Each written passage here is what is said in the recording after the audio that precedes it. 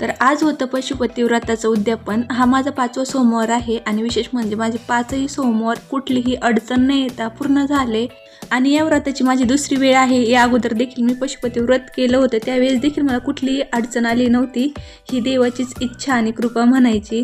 तर त्या अगोदर मी इकडे माझे ऑर्डर आलेले होते, तर ते ॲड्रेस वगैरे लिहिले, पार्सल पॅक केले आणि त्यानंतर मग स्वयंपाकाच्या तयारीला लागले, कारण संध्याकाळच्या वेळेस पण पूजा करायची असते. तर माझे पार्सल पॅक झाले होते. नंतर इकडे रात्रीचा स्वयंपाक बनवून घेतला आणि 6 कणकेचे दिवे बनवून घेतले, कारण 5 दिवे मंदिरात लावायचे असतात आणि एक 6वा दिवा घरी घेऊन यायचा असतो. आणि इकडे नैवेद्यासाठी प्रसाद देखील बनवला होता. म्हणजे आपण जो गोड प्रसाद नेतो ना, त्यातले 2 भाग तिथे ठेवायचे असतात आणि एक भाग तिसरा आपण घरी घेऊन उपवास सोडायच्या अगोदर तो खायचा असतो.